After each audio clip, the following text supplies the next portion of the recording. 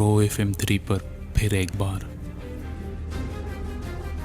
वैसे तो कोई कहीं घर लेता है तो लाख दुआ करता है कि आगे जो भी हो अच्छा ही हो, लेकिन हर बार दुआ कबूल थोड़ी हो जाती है। मेरा नाम है किशोर।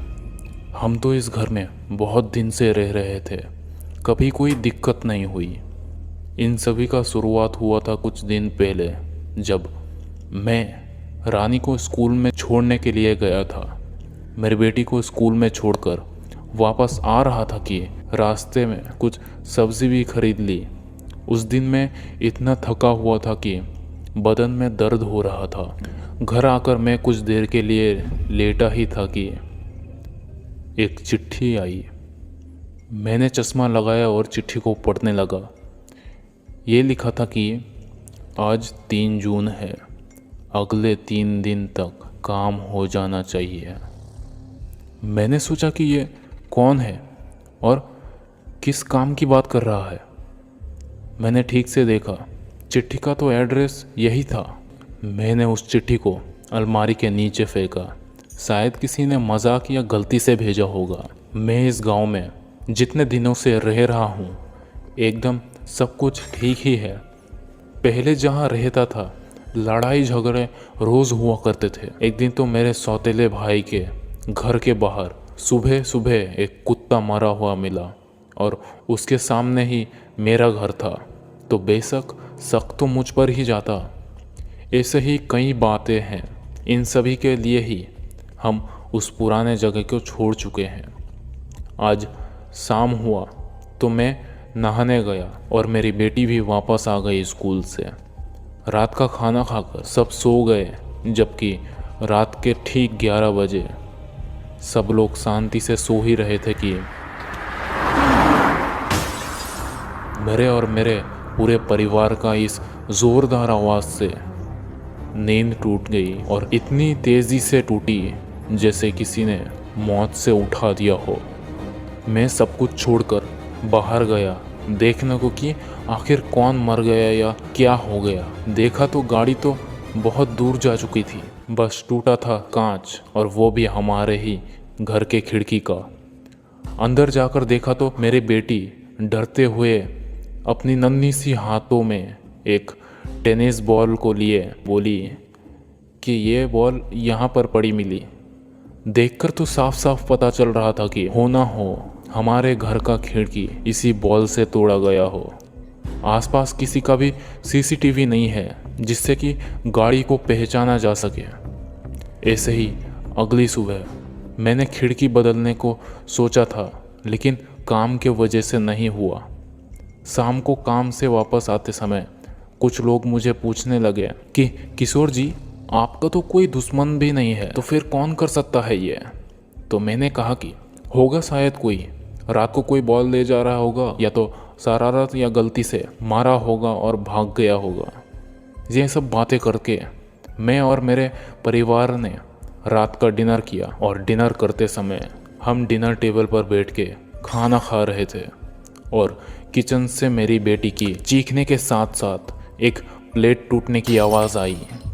हम सभी एकदम मेरी बेटी रानी के पास आए। वो बहुत डरी हुई थी, आंखें बड़ी बड़ी करके थर थर काँप रही थी। उसने हमें बोला कि पापा, घर के बाहर कोई अजीब सी चीज़ है, देखो जाकर। दिखने में तो इंसान जैसे है, लेकिन जो पैर थे उसके वो उल्टे थे। कुछ भी सच हो या ना हो, पहले मैंने अपनी बेटी को शांत करके ऊपर के बेडरूम में सुला दिया उसके माँ के साथ, और मैं अकेले नीचे आकर देखने लगा कि किसने रानी को डराने की कोशिश की है। जिस खिड़की से रानी ने देखा था किसी को उल्टे पैर, ये खिड़की घर के पीछे की तरफ है, और जो खिड़की टूटी थी वो घर के सामने यानी रोड की तरफ है। दोनों खिड़की में आखिर क्या मुसीबत है, इसका मतलब मुझे कुछ समझ नहीं आया। तो मैं भी सुबह जल्दी उठ सकूं इसलिए झट से सोने गया, लेकिन नींद हराम हो गई जब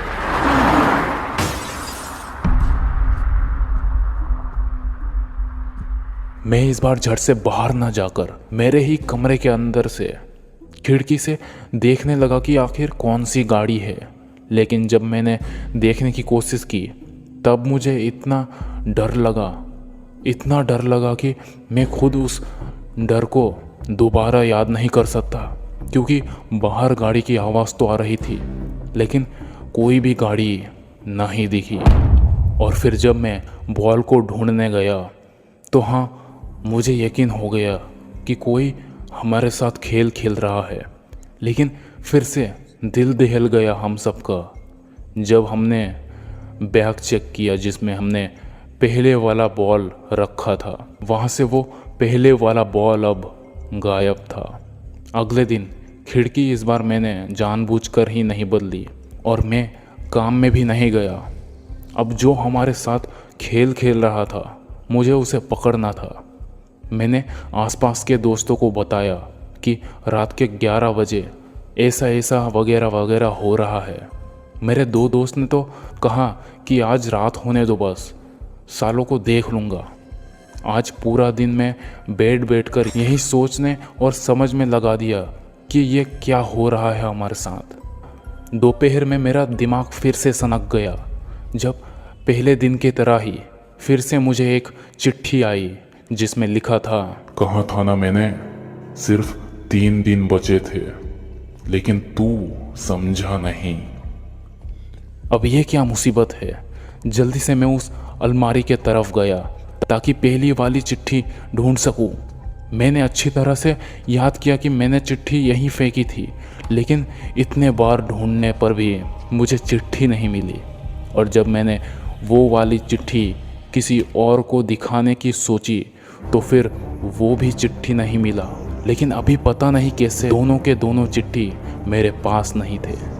रात का खाना सबको पहले ही खिलाकर मैंने मेरी बेटी और मेरी बीवी इन सभी को उनके मायके भेज दिया और मैंने मेरे दोस्तों को फ़ोन करके यहाँ बुलाया। हम सब लाठी और लाइट और कुछ ईंट के टुकड़े ये सब लिए मोबाइल में वीडियो रिकॉर्डिंग करते हुए छत में छुपे हुए थे।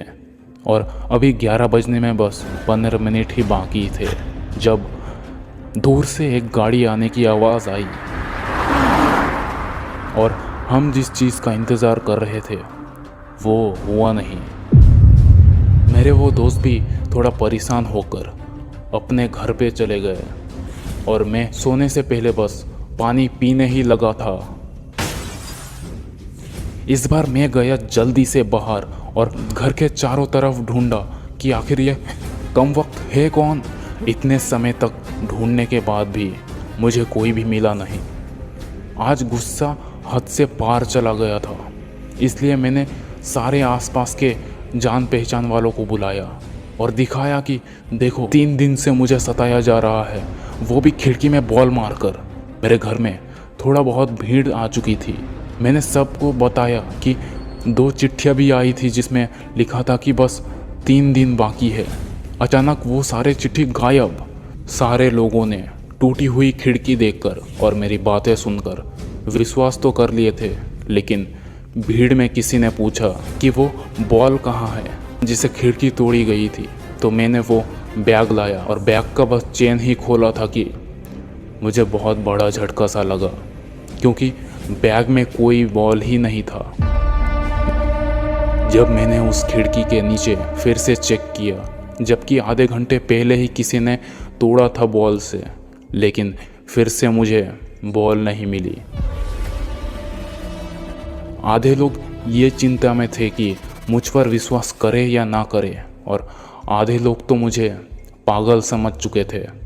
उस रात मुझे बहुत देर तक नींद नहीं आई, लेकिन अचानक रात के 5 बजे मुझे जब नींद आई, मैं देख रहा था कि मैं उसी खिड़की के पास बैठा था और हेडफोन से गाने सुन रहा था कि कुछ समय बाद मेरे पीछे बाहर की तरफ एक एम्बुलेंस जैसी गाड़ी आकर रुकी, जिसका कांच कोई अंदर से तोड़ने की कोशिश कर रही थी। और देखने पर पता चल रहा था कि 3 आदमी एक औरत के साथ गलत कर रही है। वो लड़की मुंह से कुछ बोल नहीं पा रही थी, शायद उसका मुंह बंधा हुआ था, और जो भी हाथ में मिले उससे आवाज़ करने की कोशिश कर रही थी। मुश्किल से बॉटल, लाठी, चाकू, कितना कुछ मारने की कोशिश की, लेकिन आखिर में एक टेनिस बॉल मेरे घर के खिड़की पर आके लगी और मैं तो मज़े से गाने सुन रहा था। इतने में ही वो एम्बुलेंस फिर से स्टार्ट हुई और आगे जंगल की ओर चली गई। सुबह के 9 बजे मेरा नींद टूटा और लोग कहते हैं कि सुबह का सपना सच होता है। इसलिए मैं वो पूरा छोटा सा शहर छोड़कर यहाँ रहने लगा। मैंने सुना है कि कभी कभी मुसीबत को जानने से पहले मुसीबत से दूर हो जाना ही बेहतर है।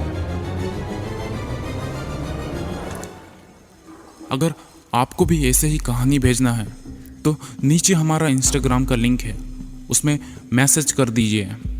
आज के लिए इतना ही, बस मिलते हैं अगली वीडियो में।